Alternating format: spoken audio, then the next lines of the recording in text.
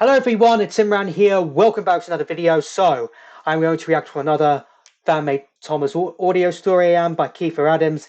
It's been a few weeks since I last reacted to one of Kiefer's stories, and this one was uploaded way back on March 3rd it was. So, it's currently the 27th of March and I'm reacting to this nearly 3 weeks later. I just haven't haven't been able to get around to reacting to it until now I am. So, and this one is called Big City Engines. And this is obviously another one of his audio specials it is. So, this obviously is going to be a sequel to Big City Thomas, which I reacted to last year. I did. You want to see that out, I'll have it up in the top right corner of your screen. And yeah, it was basically a crossover between Thomas and Tugs, it was. And that was a crossover I felt like that was definitely needed, it was. And it seems that we've got a little bit of a sequel to this one, obviously entitled Big City Engines we have. So, yeah, I wanted to react to this because I believe next week, obviously, this is obviously the last week of March. Next week is April. This time next week it will be April, it will. Gosh, it feels like the first time has gone so quickly. It feels like only yesterday that I uploaded my first video of 2024 on this channel it was, but going a bit off track, going back to what I was saying right there. I believe season 5 of Kiefer's Thomas and Friends audio stories starts, I think, around about next week it does, so I wanted to make sure I reacted to this audio special before season 5 start of his audio stories start up next week it does, and I'm so glad I got around to doing it. I did the last video that I reacted to from Kiefer I did was A Dark Truth for Diesel, and that was another audio special. You do want to see me check that out. I'll also have that up in the top right corner of your screen if you want to go and check that out. And yeah, I really enjoyed the Big City Thomas audio special from last year. It is.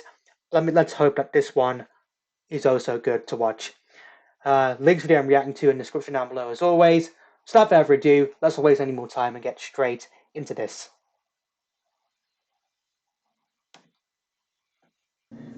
Big City Engines, written and told by Kiefer Adams. Long ago, on the island of Sodor, there lived a little tank engine named Marklin. His job in those days was to be the station pilot at Knapford. After Thomas arrived on the island of Sodor, Marklin felt he was being used less and less. He eventually told the engines that I still prefer Carson's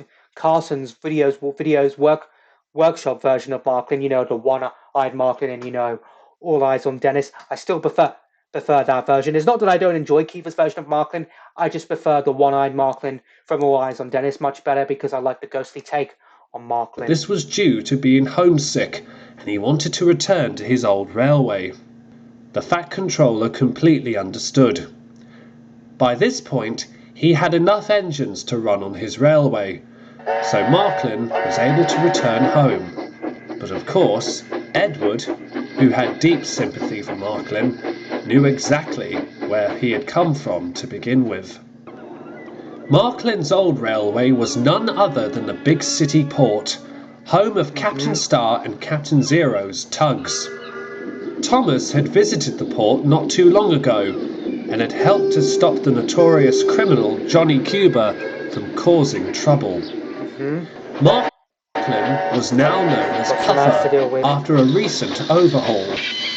He now had a cowcatcher, a dark grey coat of paint, a headlamp and a large stack or funnel, which was how he got his name due to the smoke that it emitted. Marklin did not work on the dock railway of the Big City port alone. He shared it with a little dock tank engine called Little Owl.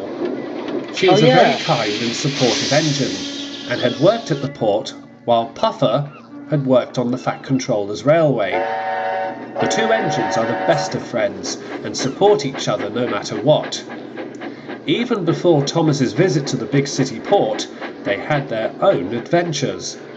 Puffer had raced against some logs when they had broken away, and Little Owl had been saved by a garbage barge when one of the railroad bridges had collapsed.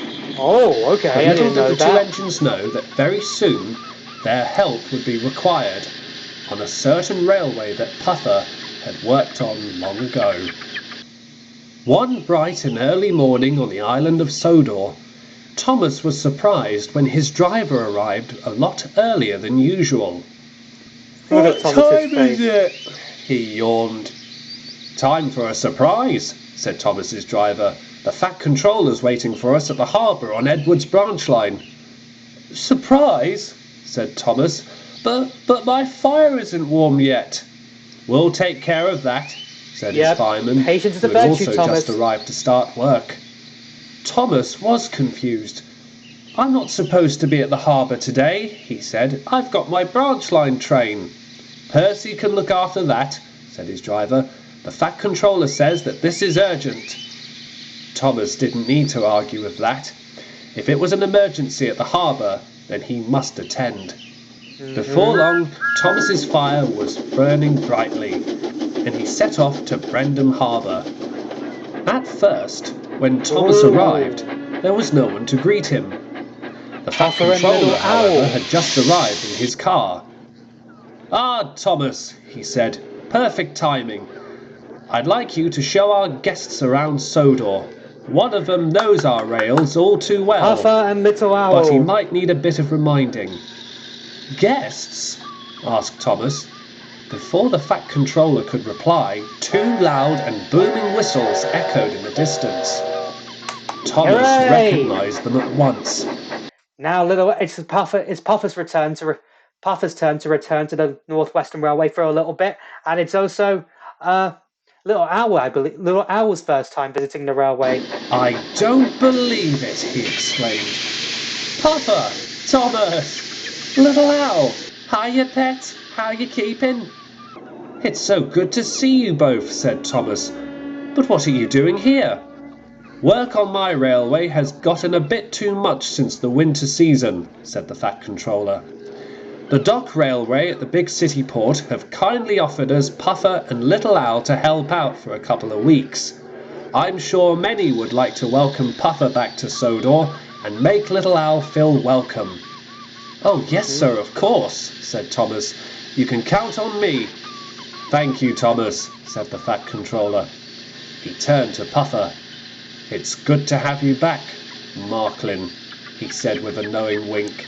He Marklin. turned and walked away. "Well, come on then, pet," said Little Owl with excitement. "I'm ready to start work." "So am I," said Puffer. "It's good to be back." Soon, the two dockyard engines were put to work. Many of the Fat Controller's engines couldn't believe how happier Puffer was, since they knew him as Marklin not too long ago. Even Gordon was impressed. Wow. "You look so much healthier and happier, my dear engine," he said when he and Percy got to see Puffer. "I feel it," he said. "Thanks to Little Owl, I've never felt this amazing in a long time." Hooray! "Is it true that Thomas stopped a tramp steamer when he was at the big city port?" asked Percy. "Oh, yes, indeed," replied Puffer. Yep. "But That's even what before happened, he came to Percy. see us, Little Owl and myself have had our own adventures. I'll tell you about them sometime." Percy was pleased to hear this. There was nothing that either Puffer or Little Owl couldn't tackle. The trucks were on their best behaviour, the coaches followed suit when they were shunted into their proper sidings, and many of the engines, especially the likes of James and Henry, had to admit that having Puffer back was a wonderful experience, and they all made Little Owl especially welcome. She had always good been to hear. keen to see what Sodor was like, having heard the stories from Puffer himself. That evening, Thomas was being fired up for his evening train. He was almost ready to go when Hey, look, Toby it's bustled Toby. in. Hello, "I Toby. tell you what, Thomas," said Toby, "those dockyard engines are incredible. Is it true that Puffer, is it, used to work here?" "That's right," said Thomas. "He used to be called Marklin. He told me this incredible story when I was at the big city port." "What do you mean?" asked Toby. What was it? "Well," said Thomas, "Puffer told me about this naval tug who had gotten careless with a ship called the Krakatoa. There was an explosion all across the harbour. Oh. The other tugs had to get Puffer out of there." "Incredible," said Toby. Wow. "Puffer also said because of this he was quite jumpy with fires and explosions," said Thomas. "I don't blame him, but he was so brave getting out of there when he could." Yeah, If I ever was caught up in something like that, I'd probably become jumpy too. So I don't blame Puffer for becoming jumpy when it comes to explosions because, like I said, I feel it as I can well. imagine, said Toby. I hope we don't get anything like that while he's here. So do I, said Thomas. Ugh. Well, I best be going.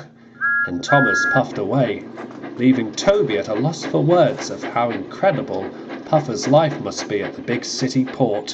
Hmm. It wasn't just Toby who was impressed. When Edward returned, James and Gordon were talking about Puffer non-stop. I can't believe he looks so much better, said James.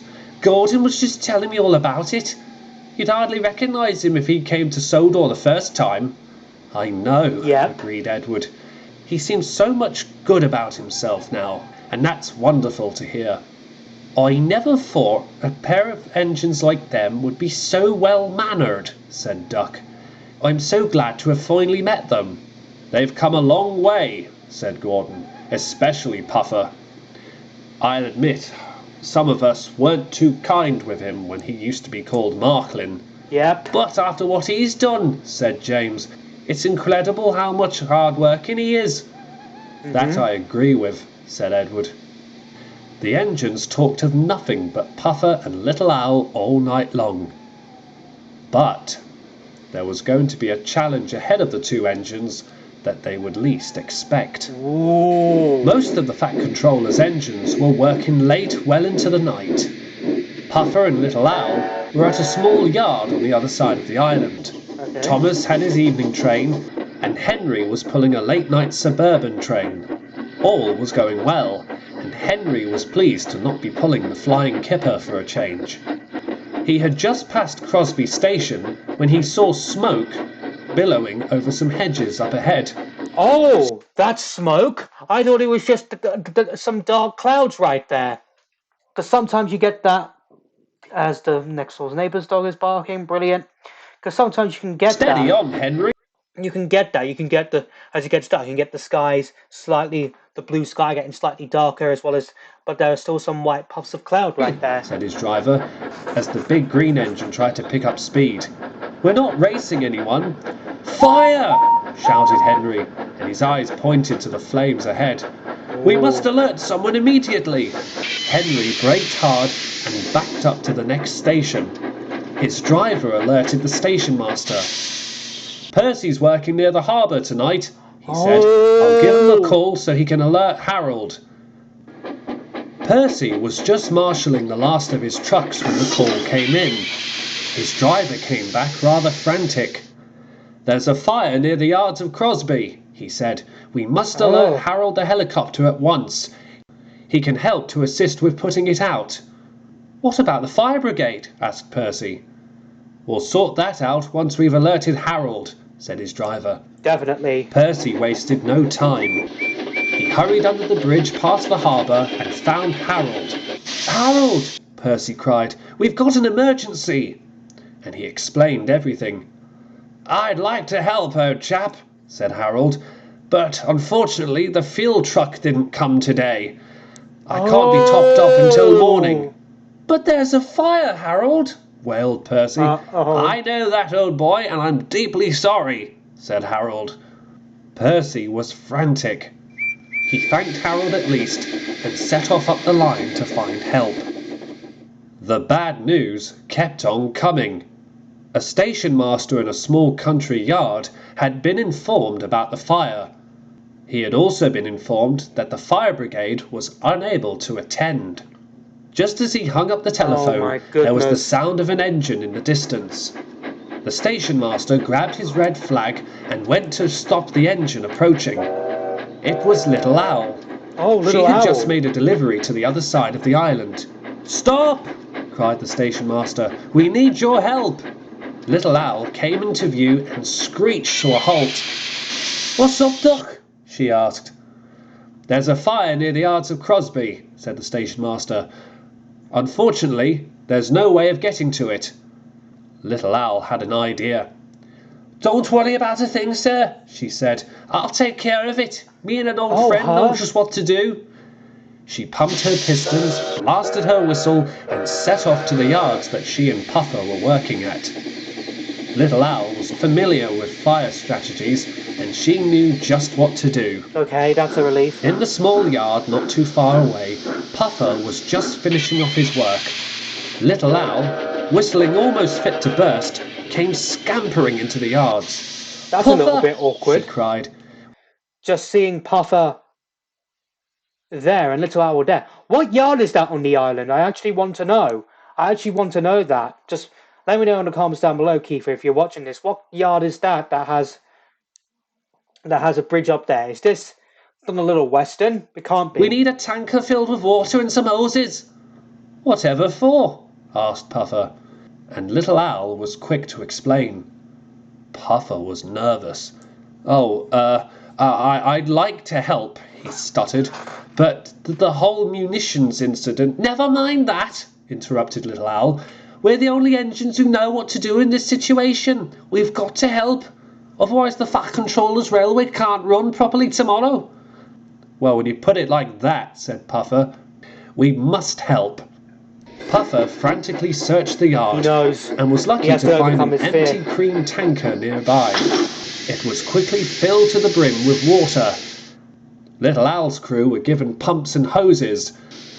Puffer and Little Al were soon coupled up, and they charged up the line to the rescue. To the rescue! Thomas was making his way home from his last train of the day. He was looking forward to hearing more stories from Puffer about the big city port, and wondered if anyone would still remember how he helped in the arrest of Johnny Cuba. His thoughts were dashed when he reached a signal box. "Sorry, Thomas," said the signalman. "An emergency train needs to come through. There's a fire near Crosby." "A fire?" gasped Thomas. "We should go and help." But before Thomas could make a move, two loud booming whistles echoed in the distance, and before long Puffer and Little Al charged on by. Whoa. Puffer was even wearing warning flags across his cowcatcher. Whoa! "Step aside, Thomas!" he shouted. "Rescue engines coming through!" called Little Al. Yeah. They were gone as soon as they arrived. Thomas couldn't believe his eyes. "Go on, you two!" he cried. Yeah, go on, hurried Puffer back and to the Little yards Owl. to let the others know that everything was under control. The fire had already begun to spread by the time Puffer and Little Owl arrived. Oh They dear. immediately jumped onto the scene. Puffer guided the tanker to where it was needed, and the workmen were given the pumps and hoses from Little Al's crew. They wasted no time, and soon they were working hard to try and put out the fire. Any people that were stranded or trapped within the flames, Little Al was quick to hurry to their rescue. Come She on, found a truck in guys. the corner of the yard and was soon evacuating all the workmen who couldn't get out. Puffer was nervous. The munitions incident started to flood back into his smoke box, Come on. but he knew this was not a time to be afraid. Yeah. "I can do it," he gasped. Puffer raced backwards and forwards, and with Little Al's help, the fire was soon under control.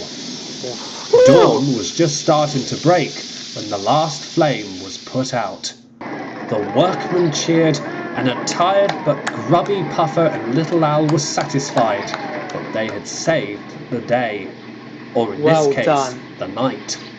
Save the night. Early the next morning, Little Al and Puffer were being cleaned at a small station halt. They were surprised when Thomas arrived with Annie and Clarabel. "Thomas!" Puffer exclaimed. "What are you doing here, pet?" Little Al asked. "Someone would like to see you," said Thomas. The Fat Controller stepped out of Annie and approached the two dockyard engines. "Well done to you both," he congratulated. Yep, That they were was the definitely quickest fire thinking and engines, they bravery were. I have ever seen on the island of Sodor. "Thank you, sir," said Little Al. "We had a bit of practice at the port," said Puffer. The Fat Controller was pleased. "I've just contacted your owner.